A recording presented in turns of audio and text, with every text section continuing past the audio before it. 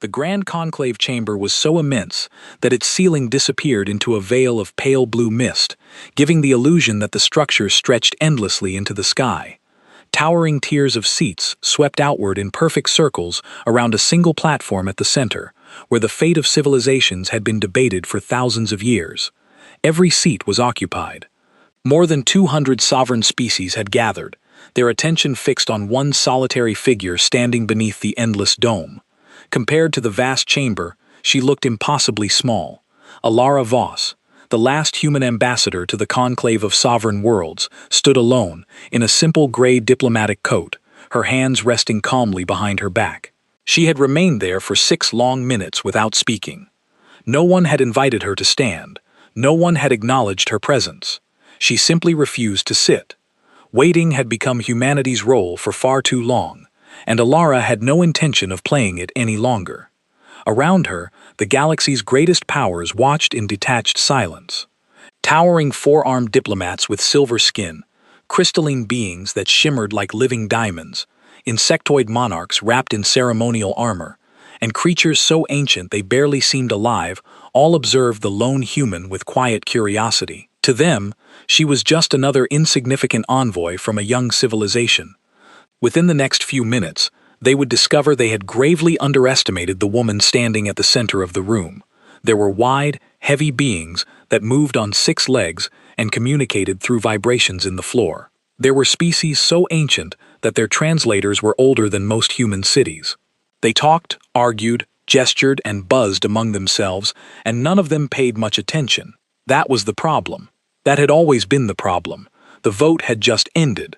The result glowed in pale red letters on the central display above the platform. 312 votes against, 41 in favor. The Kepler Corridor neutral zone request was denied again for the 3rd time in 4 years. Ara looked at the result for a long moment. She did not look angry. She did not look sad. She looked like someone who had already made peace with something a long time ago and was simply watching the last step of a process reach its natural end. Archon Shirel of the Thalvari moved toward the speaker's platform. He was tall and thin, with pale green skin that shimmered faintly under the chamber lights. He was the lead mediator of the conclave, and he had held that position for over 90 years. He was very good at sounding reasonable while doing nothing. "The motion is denied," he said in a calm voice. "The Kepler Corridor remains under shared galactic jurisdiction. The Terran Confederation's request has been noted and filed for future review." Future review. Allah had heard that phrase so many times it had lost all meaning. She stepped off the platform without speaking and walked back to the small human delegation box near the eastern wall. Her assistant, a young man named Patel, handed her a cup of something warm without being asked. He had worked with her long enough to know when she needed it. "Same result," he said quietly. "Same result," she agreed. She sat down and pulled out her communication device. The encrypted channel to Earth's unified command was already open. She had prepared a message earlier, one she had hoped she would not need to send. She looked at it now. It was short. "They won't move. Not even an inch." She sent it. Then she waited. In the seats around the human delegation box, other ambassadors were already moving on to the next item of business.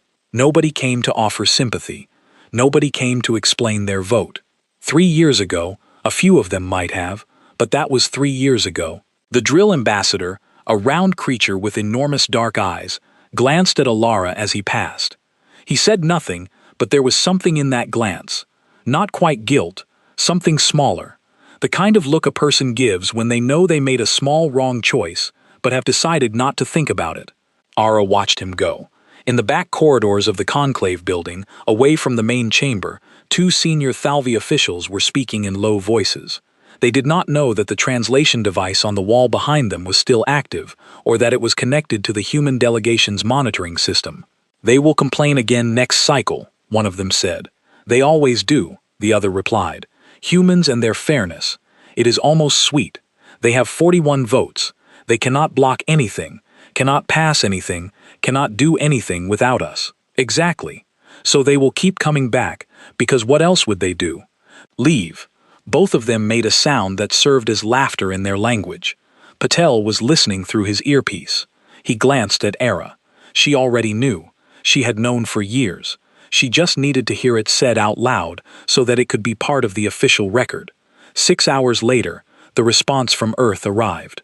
Ara opened it in private, in the small room the conclave provided for human delegation use. It was a plain room, a table, 4 chairs, a window that looked out over the silver rooftops of Thkara Prime's capital city. She had spent a great deal of time in this room over the years. She had written reports here, prepared arguments here, rehearsed speeches here, that she had believed at the time might change something. The message from Unified Command was 2 words, followed by a code designation, Omega Protocol. She sat with it for a moment. She breathed. Then she closed the message and stood up. She found Patel in the outer room and told him to begin packing everything. Every document, every device, every small personal item that had accumulated over the years.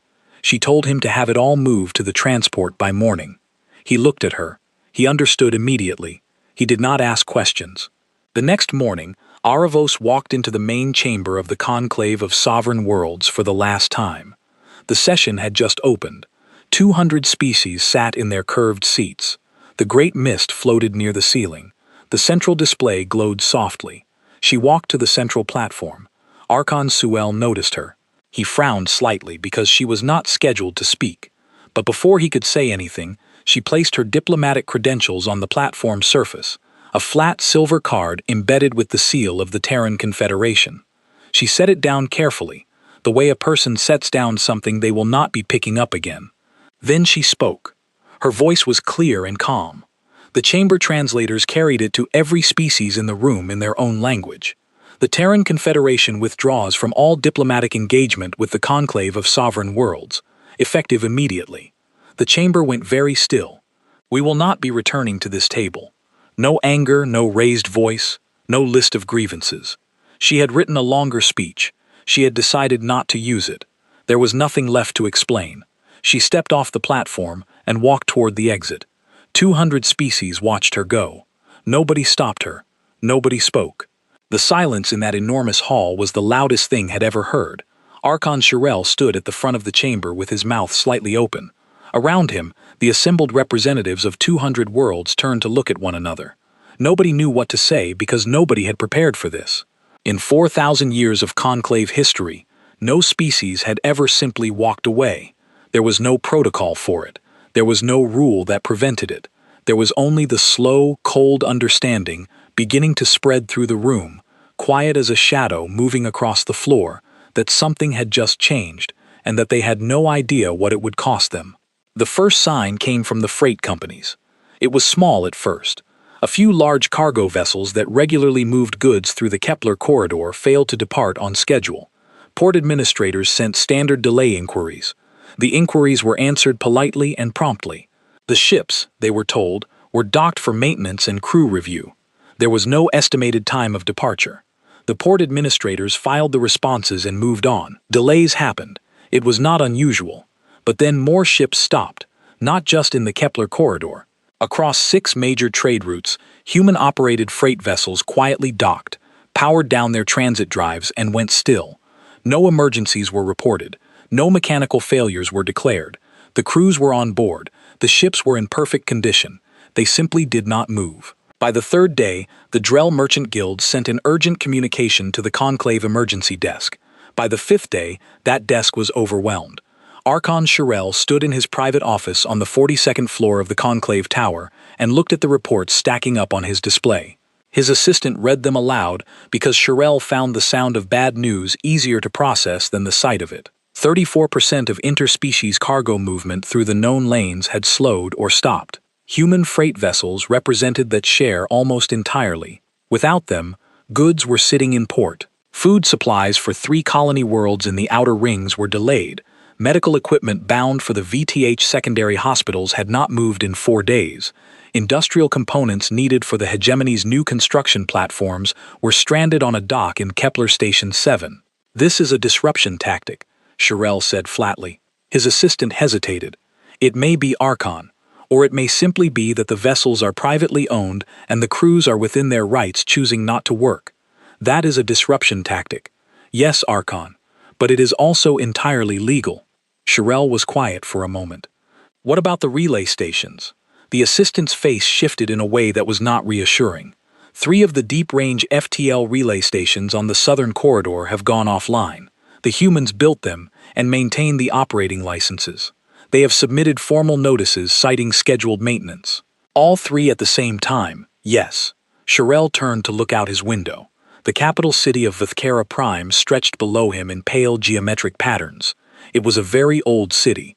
He had watched it from this window for most of his adult life, and it had always looked orderly and permanent. Right now, it looked fragile. On the other side of the galaxy, in the council chambers of the Drell merchant guilds, a room full of small gray creatures in expensive coats were shouting at each other. Their 3 primary shipping lanes ran directly through the relay station network the humans had built. Without the navigational support from those stations, long-distance travel on those lanes became dangerous. It was not impossible. It was just the kind of dangerous that insurance companies refused to cover and captains refused to accept. Their economy had been bleeding since day 2. By day 6, it was a serious wound. The guild master, an elderly drill named Oceanvar, sat at the head of the table and did not shout. He was past shouting. He had already sent 2 messages to the Terran Confederation's primary contact point, a communications office on a human colony called Meridian Station. Both messages had been received. Neither had been answered. That was, he thought, the most alarming part of all of it. Not the silence itself, but how clean it was. Humans had not gone dark in anger. They were not raging. They were not threatening. They had simply redirected their attention to something else. And in doing so, they had made the rest of the galaxy understand for the first time, clearly and painfully, that human attention had been a gift, not an obligation. On the 7th day, Grand Orbiter Macthane called a closed session of the Conclave's Inner Council. He was very old, even by the standards of long-lived species. His skin was the deep gray of cold stone, and his eyes were a pale amber that had seen 4,000 years of galactic politics. He had managed crises before.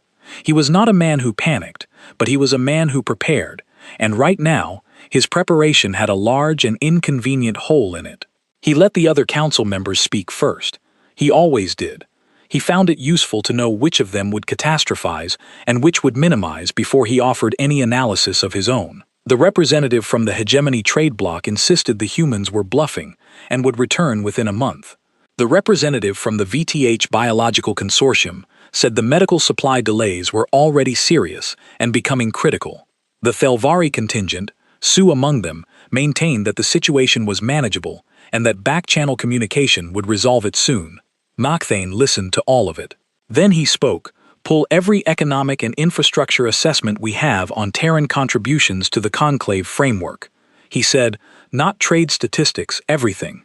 Engineering contracts, maintenance licenses, mediation records, medical supply agreements, all of it."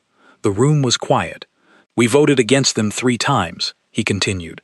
"In 4 years, we denied them a neutral zone the size of a minor trade district. Before I decide how to respond to this withdrawal, I want to know exactly what we traded for that decision." It took his analysts 18 hours to compile the full report. When it arrived on his desk, Machane read it alone. He did not call anyone in to read it aloud. It was not comfortable reading. Human engineers had designed and built 62% of the deep-range FTL relay network. Human medical firms supplied baseline pharmaceutical compounds to 41 species, many of whom had no alternate source. Human mediators had quietly resolved 19 interspecies disputes over the past century, disputes that the official conclave record showed as self-resolved. Human freight infrastructure touched in some form nearly every major trade route in the known lanes. None of this had been advertised. None of it had been leveraged. Humans had simply done it year after year because it needed to be done, and they were capable of doing it. Macthane set the report down. He thought about the 2 Thalvari officials in the back corridor, the ones who had laughed about humans and their fairness. He thought about the vote 312 against. He thought about Ara Voss placing her credentials on the platform and walking away without raising her voice. He understood now what she had understood when she sent that final message to Earth. They had not been holding a weak position. They had been holding back. He called his intelligence director and gave a quiet order. He wanted eyes inside human space, not military surveillance, just observers. He wanted to know what humans were doing now that they had stopped doing everything else. The answer, when it came back 2 weeks later, would keep him awake for 3 nights in a row. The intelligence observer's name was Venshari. She was Thalvi, small and quick, trained in deep cover work, fluent in 6 languages, including 2 human dialects. She had operated in difficult environments before. She knew how to watch without being seen, and how to read a situation without asking questions that might reveal her purpose. She arrived at the edge of human space through a commercial transit point, using a merchant identity that had passed inspection dozens of times before. She spent 3 weeks moving through human colony worlds and station ports, watching, listening, filing reports back to Machane through a channel so encrypted it would take 100 years to crack by standard methods. Her first report was short. Human space is not in chaos. I repeat, it is not in chaos. It is the opposite of chaos. I don't have a better word for what I'm seeing. I'll try to describe it. Her second report was longer. Every port she visited was active. Construction platforms were running around the clock. New relay infrastructure was going up at a pace she found difficult to believe given the scale of the work involved. Cargo routes were busy. Not the interspecies routes which were still quiet, but internal human routes moving materials from one colony to another. Whatever they were building, they were moving the pieces for it constantly. But the most striking thing was not the activity, it was the people. She had expected to find a population under stress. She had expected tension, maybe fear, maybe the quiet resentment of a people who had made a dramatic choice and were now living with the consequences. She had been prepared for that. She knew how to read stress in humans. She had studied them for years. What she found instead was something she had no training for. They were fine, more than fine. In the common areas of transit stations, in the open market sections of colony ports, in the small eating establishments where workers gathered during rest shifts, humans were calm. They talked and argued and laughed the way they always did. There was no rationing, no visible hardship. If anything, there was an energy she could only describe as relief, as if something heavy had been put down, as if a long, uncomfortable wait had finally ended, and people could get back to real work. She filed that report and sat with the discomfort of it for a day before she understood why it bothered her so much. She had assumed the withdrawal was a gamble, a desperate move by a frustrated species. She had assumed humans needed the conclave and were punishing themselves to punish the council. But they didn't look like people who were punishing themselves. They looked like people who had quit a job that was wasting their time and gone home to build something better. Her third report detailed the military situation, which she had saved until she had enough context to frame it properly. Human defense fleets were repositioning, not mobilizing for war. She was careful to be clear about that distinction. There was no troop buildup on border worlds, no weapon system activation protocols running, no target selection activity in their communications that she could detect. What was happening was more like a reorganization. Ships were being stationed at key corridor points with clear, logical coverage patterns. It was the movement of a species setting up a proper fence, not preparing to attack a neighbor. She filed this report and received a response from Machane directly, which was unusual. He asked one question: what does it look like they're preparing for? She thought about it for 2 days before answering. Independence. Complete long-term independence. They are not preparing for war. They are preparing to not need anyone. 2 weeks after Venshari sent that report, the hegemony made its move.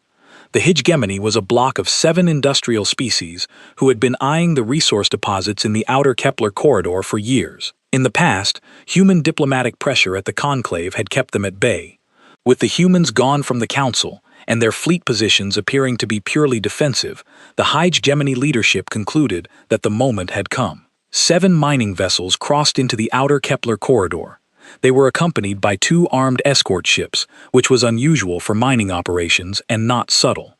They began preliminary survey operations on an asteroid cluster that sat well within the boundaries that humanity had defined as sovereign colonial space. They received no response for 6 hours. Then 3 Terran Defense Fleet destroyers arrived. They did not fire. They did not jam communications. They moved into a clear holding position between the hegemony fleet and the asteroid cluster, and they broadcast a single short message on an open frequency that every ship in the region could hear. You are in Terran sovereign space. You have 4 hours to leave under your own power. This message will not be repeated. That was all. No legal threats, no reference to the conclave, no request for negotiation, just a clock and a fact. The hegemony escort ships powered up their weapon systems. For approximately 3 minutes, the situation was on the edge of something very bad. The Terran destroyers did not react to the weapon activation. They did not adjust their position. They did not power up their own weapon systems in response. They simply stayed where they were, patient and absolute, like a wall that had decided it was a wall and had nothing more to discuss. The hegemony fleet commander later reported that the thing which made him order the retreat was not the firepower of the 3 destroyers.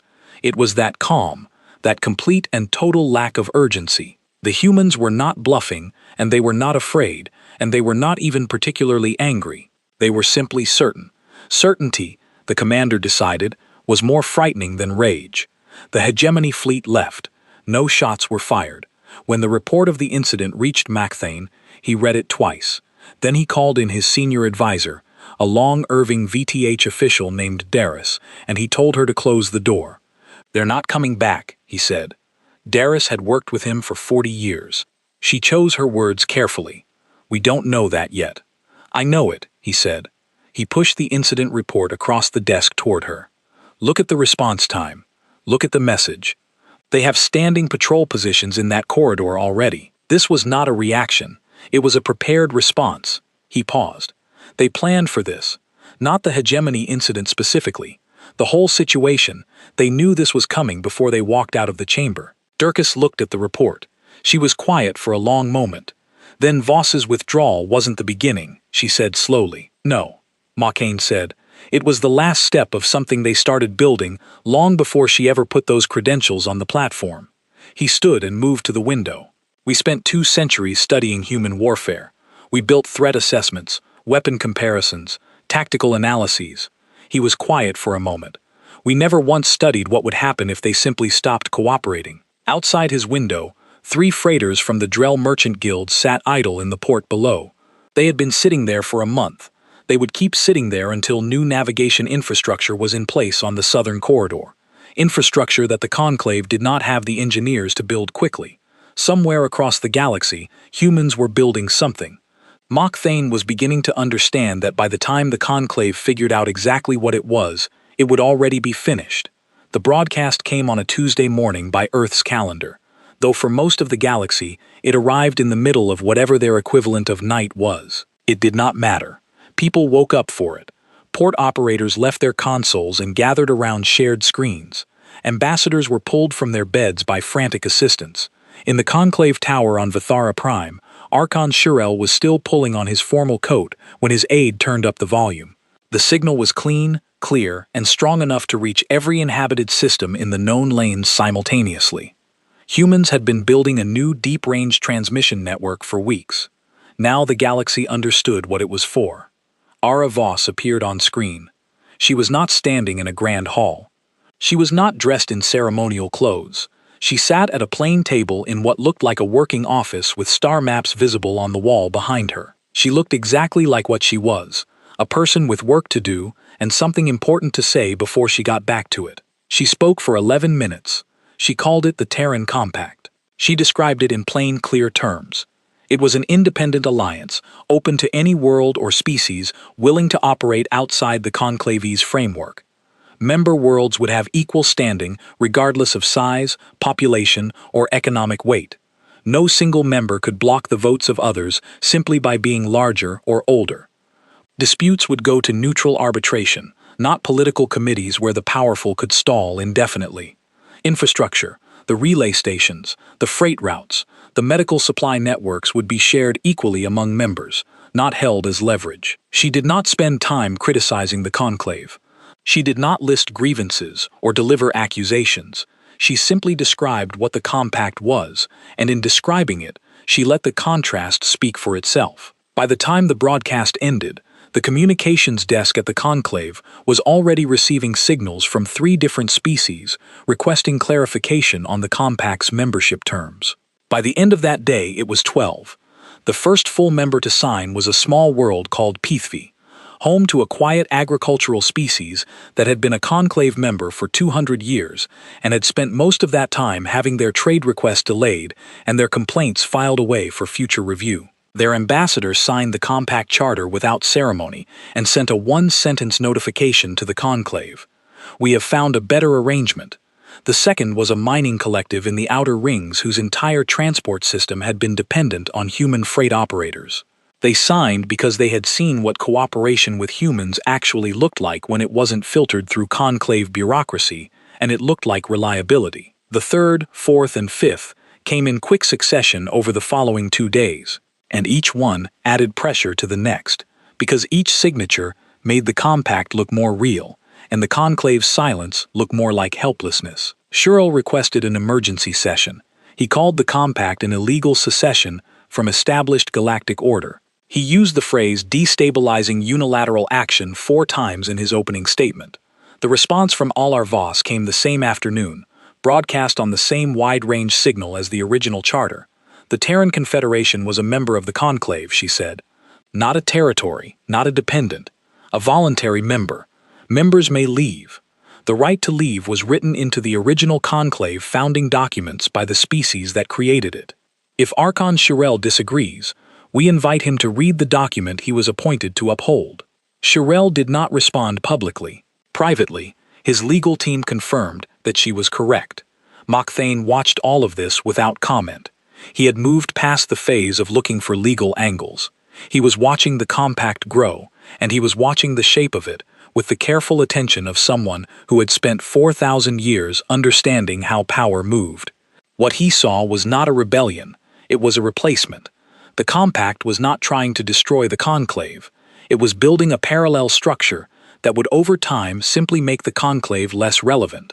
Every species that joined took some part of the conclave's economic weight with them. Every relay station the humans brought online for compact members was one more node that the conclave did not control. It was patient, structural, and almost elegant in its deliberateness. Then came the moment that proved the compact had real teeth. A conclave trade enforcement vessel attempted to intercept a compact supply convoy on the southern transit lane. The convoy was carrying medical materials from a human pharmaceutical facility to 3 newly joined compact worlds.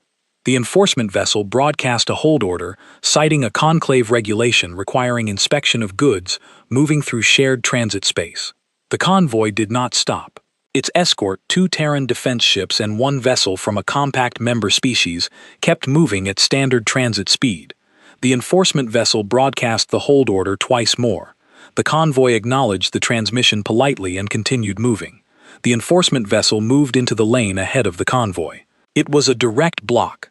For approximately 4 minutes, the convoy reduced speed. There were people in the conclave monitoring center who later said those 4 minutes felt much longer. Then the escort ships moved forward, close to a short distance from the enforcement vessel, and broadcast a simple message. You are blocking a medical supply convoy on a transit lane that is not under conclave jurisdiction. Move your vessel, or we will note this as an act of hostile interference in our official record and act accordingly. You have 2 minutes. The enforcement vessel moved. No shots, no damage. But the message was clear to everyone watching. The compact would not yield on principle, and it had the ability to back that up. Inside the conclave, the reaction was not anger. It was fear, which was different and harder to manage. Admiral Cassian Rhee, head of Terran Defense, watched the footage of the transit lane standoff from his desk at Terran Command Headquarters. He was a broad, gay-haired man who had commanded ships for 30 years and had the habit of sitting very still when he was thinking hard. He sat still for a long time after watching it. He called Aravos on a secure channel. They'll push harder next time, he said. I know, she said. Are we ready for that? She was quiet for a moment. We're ready to not blink. Whether they push to actual force, she paused. That depends on whether Mokthane is as smart as I think he is. Rhee considered that. And if he's not, then we'll find out what we're really made of, she said simply. But my guess is he's smart enough to know that a war with us right now, while the compact is growing and half the galaxy is watching, that's not a war the conclave wins, even if they have more ships. She was right about one thing. Mokthane had already done that calculation. He had done it 3 times from 3 different angles, and he got the same answer each time. He sat alone in his office for a long time that night. Then he made a decision that no grand arbiter of the conclave of sovereign worlds had made in 4,000 years of recorded history. He was going to go and speak to the humans himself. Not through channels, not through intermediaries.